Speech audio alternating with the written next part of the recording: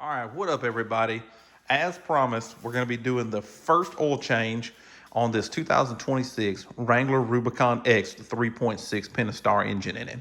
It's also got one of them stupid cartridge filters, so we're going to go through that. I don't know if I'll get that Baxter. You got to pump air into it, and I'm just not sure about it. I know they go through a small dry startup because of the cartridge filter, but I mean, these engines have hundreds of thousands of miles out there in different places. You know, there's people that have the 3.6 that have, you know, nearly 200,000 miles on them. I've seen in videos online. So apparently it's not that big of a deal. We are going to be changing from 0W20 to 5W20 oil in an attempt to kind of get a little more film strength and stuff. The thinner oil is really for colder temperatures, or it's for fuel economy stuff. So I don't think we're really need that. The 5W20 will, in my opinion, be better. And that's what I'm going to run in this Jeep right here. So let's get into it. So the things you're going to need, of course, oil filter. You're going to need one of these 27 millimeter sockets to get the oil filter cartridge top off. A 13 millimeter wrench to be able to do the drain plug, extension for this bad boy, and a ratchet for that too. You need an oil drain pan, of course, whatever oil you're going to be using. So as you saw in a previous video, I installed this catch can, and that's kind of why I'm doing this video, so we can kind of see when I do an oil change. I don't think I'm gonna have to remove this whole thing. I might disconnect this line, and I'm trying to just take this the bottom of the can, unscrew that off so I can get down there to the oil filter housing. And if I can change the oil like that, fine. If not, I might have to loosen up this one Allen and twist this over to get it out of the way. Either way, I just don't feel like I'll have to remove the whole thing. All right, so let's get started. Disconnect this line. Move it down out of the way. I've only driven probably 50 or 60 miles on this can. Excuse me, because I just installed it. Go ahead and take this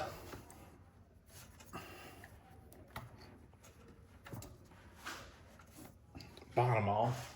I need a little help here to get it past this brand new O-ring.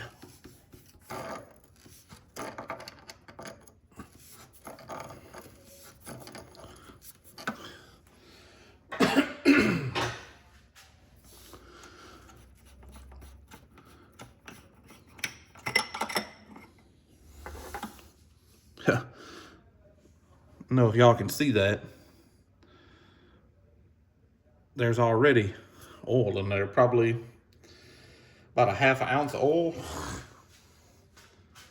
So, to answer your question, does these engines have a lot of blow by? Yeah, for 40 something miles, 50 miles maybe I've driven.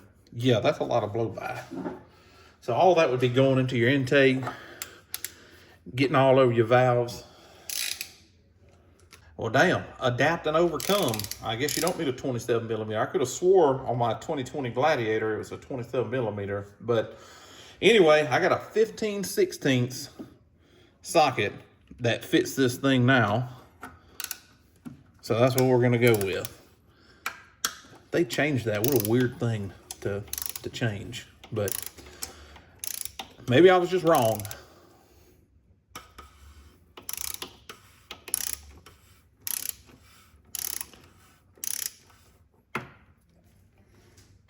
Now this has been sitting overnight, so shouldn't be a whole lot of oil. I think they say if you let it sit for about an hour or two, that you shouldn't have much oil in there, just kind of residual.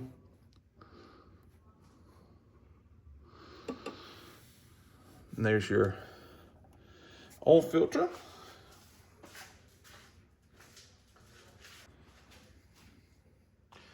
I'm gonna go toss this old one and clean up this filter housing cover. All right, so now we're under the Jeep. Go ahead and get a drain pan in place. Take your 13 millimeter wrench. Yep. Oh. And knock your camera over. And then we'll set the camera back up.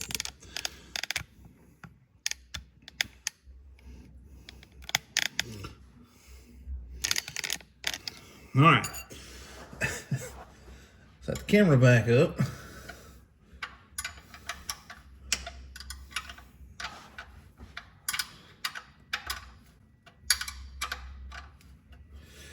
you don't have to change very much oil, no. Make sure your oil pan is slid back far enough. You don't need it directly, the middle of it directly under. You need the front edge of it directly under, because this oil's going to come out towards the back. But once it gets loose like this, get it to where it's just barely hanging on, you just let her go. Now, I do my first oil change around 500 miles.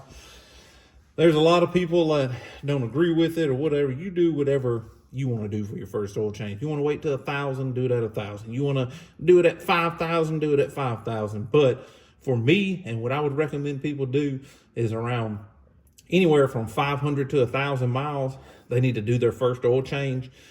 And I mean, I know we're using fully synthetic fluids and all that other good stuff, and some of these people are touting 8,000 or 10,000 miles, but I wouldn't ever go more than 5,000 miles.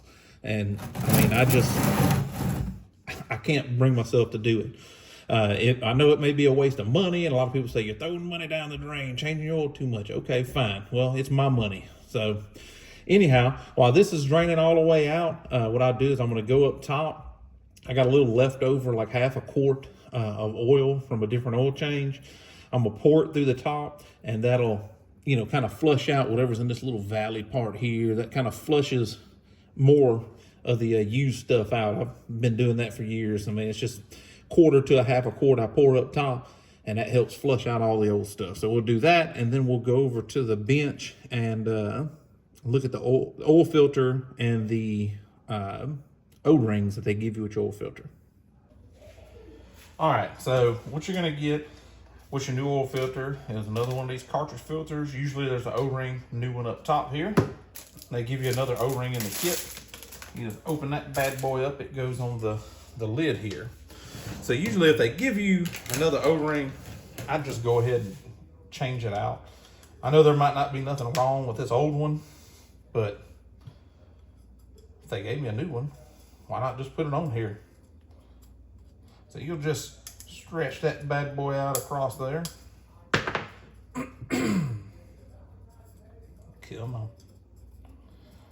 Start at the top. And the other one's a little oil soaked, so it's gonna be more pliable, but this one ain't too bad. And there's a groove right here. Same groove the other one was in. He's gonna get it all the way down into that groove there.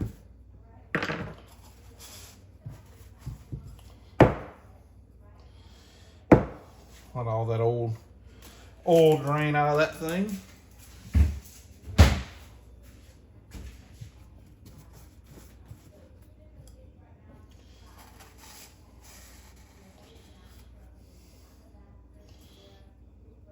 Yeah.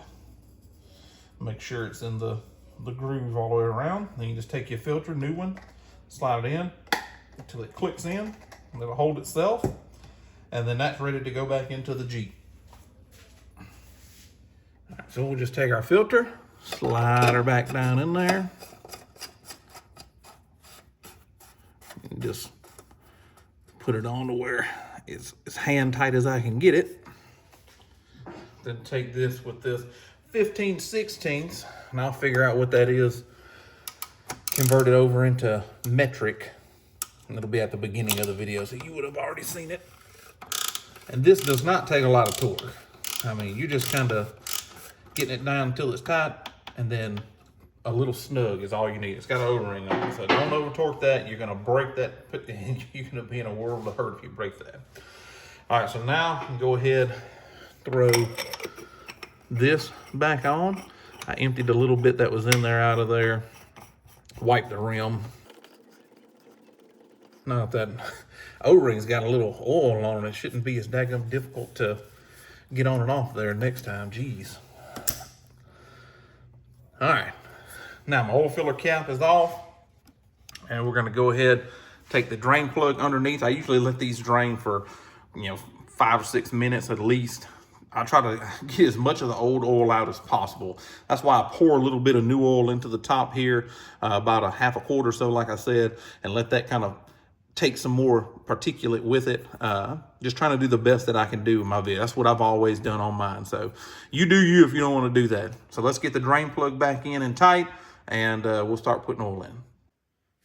All right, so this is supposed to take 5 quarts with a filter. So I bought a 5-quart jug, and I've got, get it in the shot here. I use Pennzoil. I've had great luck with this oil. I mean, it's a good oil. I mean, I know if you want to run Amsoil or something really expensive, you can. I've thought about doing that before, and I've actually ran Amsoil in some performance cars. But I mean, Pennzoil Platinum or Ultra Platinum is a really good oil if you can find Ultra Platinum. So like I said, 5W20, and I always shake my oil containers before I open them, because they got all those different dispersants and stuff like that that's in the oil that kind of can settle out sometimes on the bottom. So I shake it. And I'll just dump this whole 5 quarts off in there. I like to turn mine up when I'm done and let it drip off in there. Oil ain't cheap. I want every drop of my oil.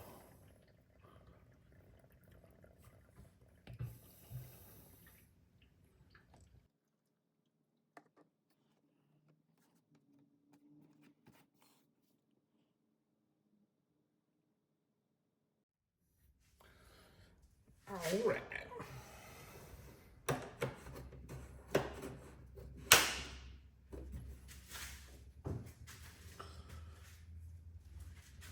Now, what I have to do, get this funnel out here, crank it up, and then we'll check it with the dipstick. We'll crank it up and kind of get some oil in that filter housing.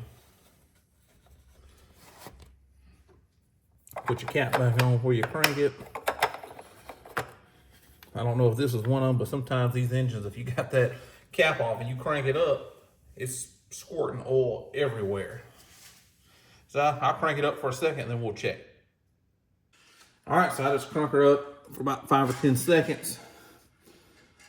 We're gonna pull this dipstick out, wipe her off. And you always want to give, whenever you're checking oil after you've crunked something up or started something up, or whatever you want to say. I'm gonna get some flack for saying crunk it up. But if ever you start something, then you want to check your oil, you always want to give it 30 seconds to a minute to kind of, some of it to drain back down out of the heads and stuff. So let's see, we'll see what it says right now, because I want some of it to still be in that filter housing. All right, so she's on the bottom of the stick. So it looks like 5 quarts with a filter ain't exactly right. It looks like it's gonna be more like nearly 6 quarts with a filter. Getting all this wrong information. All right, so I put another 1/2 quart in it. Almost forgot to press record. Guessing like it matters if you know what a dipstick looks like. If you're watching this video, probably. It's about halfway up the stick now. So we'll ride it with that. That's plenty. There's probably a little bit in the oil filter housing there. We're okay with that, because there's it's gonna be full of oil in the oil filter housing when the vehicle's running.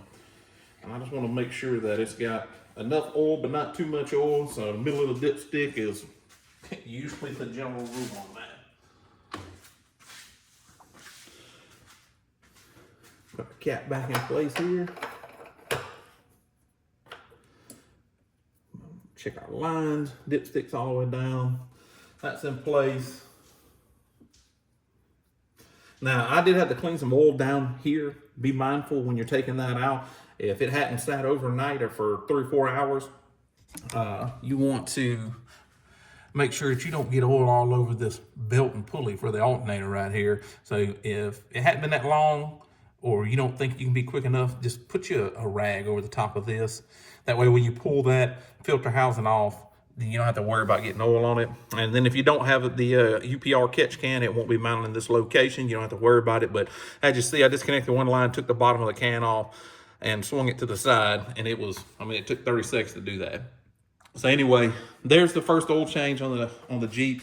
These things are super easy. Didn't even have to jack this puppy up.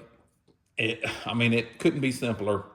We're just kind of showing first oil change, documentation purposes, what kind of oil we're using, why I'm using that oil. how I do an oil change and the catch can itself. And as you can see, there was already not even 50 miles. There was like a half an ounce or so of oil in the bottom of this catch can already. So that gives you a good idea that every couple thousand miles, you need to check that, because this thing's got a lot of blow by. And oil can is much worth it on these engines. So thanks everybody for watching. There's going to be more stuff done in this Jeep. Trying to get together to go riding off-road. We'll try to get a little bit of video of that out in Talladega County or Talladega National Forest area. And if we're able to get video of that, we'll have that up on the channel too. Thanks, everybody.